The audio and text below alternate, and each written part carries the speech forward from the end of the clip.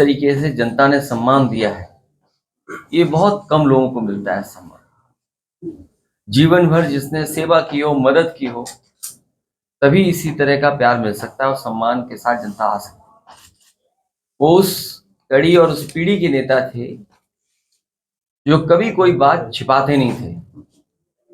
अपनी राय, अपना सुझाव या अपना तर्क बहुत स्पष्ट रूप से कहते थे। कई मौके आए जब उन्होंने अपने लोगों की बात रखी, हो सकता है कुछ लोगों को ना पसंद आई हो, लेकिन कम से कम वो ऐसे व्यक्ति थे जो अपने लोगों की बात बहुत सफाई से रखते थे।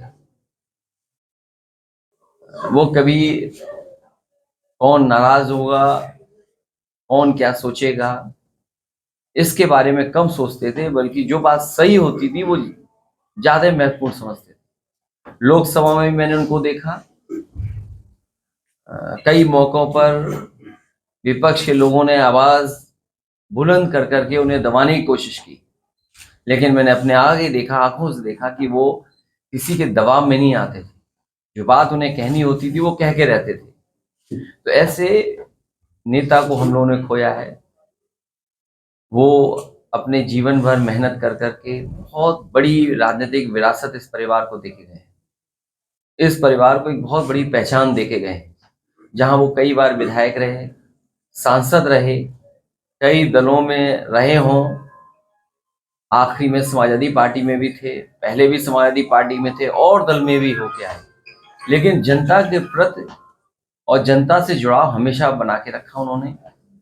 हमें उम्मीद है ये परिवार जो राजनीतिक विरासत भगत साहब देके गए उसको लेकर के जाएंगे, उसको और संभालेंगे और सजोएंगे और इस विरासत को आगे ले जाने का काम करेंगे। अभी क्या माना जाए कि संभल से किसी कैंडिडेट बनाएंगे अपने उनके विरासत को आगे बढ़ाने के लिए, फिर संभल से कैंडिडेट सभा की तैयारी करनी चाहिए? मैं आपसे कह रहा हूं कि पार्टी उनके परिवार के पक्ष में है और आने वाले समय में फैसला भी लेंगे पार्टी। यहाँ उलेमा ने और जनता ने ऐलान किया है कि ज़ियाउर रहमान बर्क को चुनाव लड़ाया जाए, और उन्होंने एक तरफ मैयत रखी थी, दूसरी तरफ वोट डाल रहे थे। इस वफादारी के बाद क्या उनको ये इनाम मिलेगा? ये आपको नहीं सोचना है, उन्हें और हमें और परिवार के लोगों को सोचना है। अभी जी एक अहम सवाल, मुसलमानों ने नेताजी पे भरोसा किया, पार्टी पे भी भरोसा किया, समाजवाद पे, और आप पर भी भरोसा किया।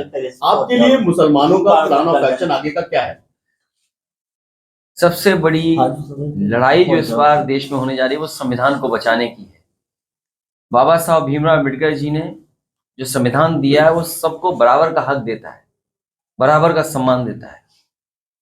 जिस तरह से कई मौकों पर हम लोगों ने कहा है कि कभी समुद्र मंथन हुआ था, इस बार संविधान मंथन होने जा रहा है।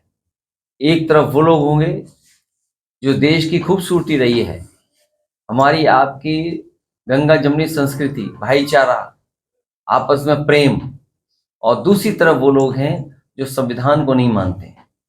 तो संविधान मानने वालों की और संविधान पर न चलने वालों के बीच में ये चुनाव होने जा रहा है, और हमें ये पूरा भरोसा है देश की जनता संविधान के साथ और संविधान बचाने वालों के साथ रहेगी। अखिलेश जी, इकबाल रहमान साहब और बर्क फैमिली का 36 काम कर रहा, आज दिल जोड़ने के काम किए हैं आपने। देखिए ये राजनीति में मैंने यही कहा कि देखिए बख्श साहब किस रास्ते से यहाँ पहुंचे हैं। राजनीति का हर पहलू उन्होंने देखा है, कहाँ शुरुआत हुई, कई बार किन्हीं परिस्थितियों की वजह से दूसरे दल में भी रहे, लेकिन नेताजी और समाजवादी पार्टी के पक्ष में हमेशा बने रहे। मेडिकल कॉलेज में लगातार शहरों के नाम बदले जा रहे हैं और लखनऊ को नाम बदलने की तैयारी है, लक्ष्मण को नाम रखा जा रहा है, क्या कहेंगे इसको? लोकसभा से ये नाम बदलने से ज्यादा जरूरी है कि नौजवान को रोजगार दे दें, नौजवान को नौकरी दे दें। नाम बदलने से जनता को उलझाए नहीं, पेपर लीक ना होने दें। सोचिए हर पेपर लीक हो जाता है इनका, और लीक होने के बाद एक ही एजेंसी उसको जांच दे देते हैं।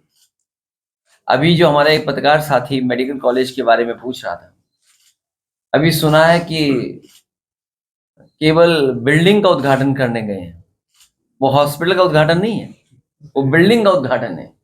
हॉस्पिटल का मतलब ये है कि किसी व्यक्ति का इलाज होना शुरू हो जाए, बिस्तर हो, बेड हो, मेडिकल फैसिलिटीज हो, स्टाफ अपॉइंट हो जाए, ओटी चलने लगे, दवाइयां हो, वो बिल्डिंग का उद्घाटन करने गए। इसी तरह सुना है कि एक वर्चुअल उद्घाटन भी हुआ है आगरा में मेट्रो का। ये समाजवादियों की मेट्रो थी। ये कोई बीजेपी ने तो काम स्लो किया, रोका, बेमन पूरा किया है।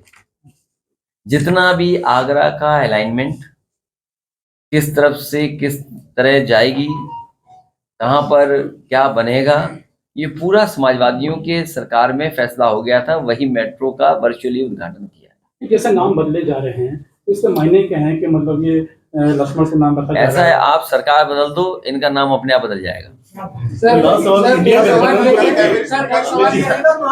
गठबंधन को लेकर 4 दिन पहले अभी जो है धनंजय सिंह ने जो है चुनाव लड़ने का ऐलान किया सर जौनपुर से कृपाशंकर के सामने, और उसके ठीक बाद ही जो है सर जो है कि नाम ऐसा ये कोई खबर नहीं है, ये तो कोई खबर नहीं है।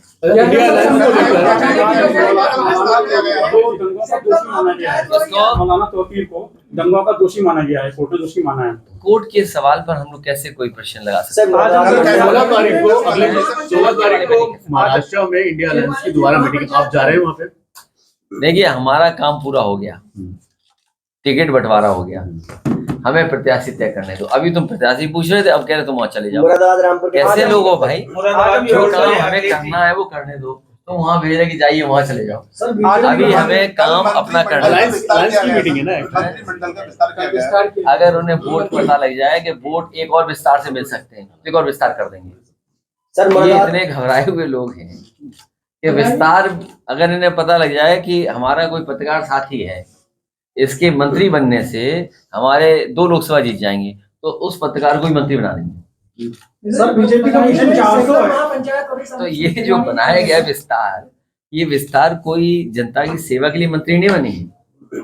ये जनता को कैसे वोट ले लें, और जनता देख रही है उन्हें। अभी लड़ाई खत्म नहीं हुई है, अभी तो केवल मंत्री बने हैं, अभी विभाग बनना है, फिर विभाग बनने के बाद इन्हें प्रमुख सचिव अपॉइंट कराना है, फिर अपनी मर्जी के जो विभाग मिलेगा उसके जिले जिले में अधिकारी अपॉइंट होने हैं। अरे एक जाल से नहीं निकले ये मामला। ये जो बने भी हैं, शपथ लिए हैं, अभी इनको बड़ी मेहनत करनी पड़ेगी। पहले अपने प्रमुख सचिव अपॉइंट कराने के लिए, विभाग के लिए भी मेहनत करनी पड़ेगी, और फिर जिले जिलों में जो विधायक और लोग बैठा लेते हैं अपने अपने अधिकारी, उन्हें हटाना, उन्हें नए लाना। अभी तो बहुत दिन है, और जब तक ये काम होगा तब तो चुनाव आ जाएगा, आचार संहिता लग जाएगी, मंत्री बस मंत्री बने रहेंगे, काम नहीं कर पाएंगे।